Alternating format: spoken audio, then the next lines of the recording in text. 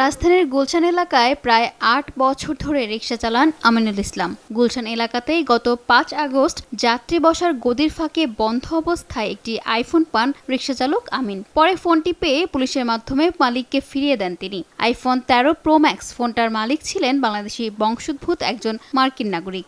এ ঘটনা গণমাধ্যমে প্রকাশ হওয়ার পর আলোচনায় আসেন আমিনুল। এই ঘটনায় রিকশা চালক আমিনুল ইসলামকে ৫০,০০০ টাকা পুরস্কার দিয়েছেন ঢাকা উত্তর সিটি কর্পোরেশনের মেয়র মোহাম্মদ আতিকুল ইসলাম। রোববার দুপুরে ডিএনসিসির প্রধান কার্যালয়ে রিকশা চালক আমিনুল ইসলামের হাতে এই পুরস্কার তুলে দিয়ে মেয়র জানান, আমিনুলের থেকে সমাজের অনেক কিছু শেখার আছে। সে রিকশার মধ্যে সে মোবাইলটি পেয়ে সে দাঁড়ে দাঁড়ে ঘুরেছে গুলশানে। এই মোবাইলটা কার, কতটুক সততা হলে সেই মোবাইলটা, এবং সেই মোবাইলটা হচ্ছে ম্যাক্স প্রো লেটেস্ট মোবাইল। এদিকে আমিনুল এমন পুরস্কার পেয়ে মেয়রকে ধন্যবাদ জানিয়েছেন।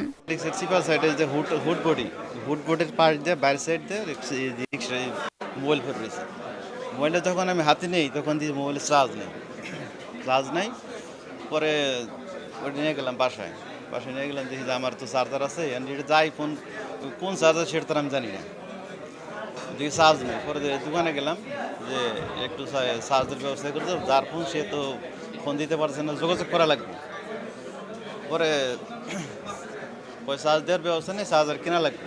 তারপর তো 450, 500, 600 একটু ভালো কিলো আর একটু বেশি, তাই আমি আর কিনি নেই। না কিনা পরে করলাম কি, ওই আমার ওই সেট থেকে সিম খুললাম। সিম খোলার পরে দেখি একটা কন্ট্যাক্ট নাম্বার নেই। পরে এটা আমি আমার সিটে বললাম, বুঝলে যে খোলা রাখলাম, যে একটা ফোন আসলে সেটটা আমি দিয়ে দেবো। সেটটা দিয়ে দেবো। পরে একদিন পরে ফোন আসলো পরে এক ম্যাডাম ফোন দিয়ে ওরা বলতেছে যে এই সেটটা তো পাইছেন, যে সেটটা দিয়ে যান। পরে আমি বললাম, ম্যাম আপনার তো আমি তো অনেক টেনশনে ছিলাম যে একটা ফোন আসে না কেন, ফোনটা আসলে আমি সেটটা দিয়ে দেবো।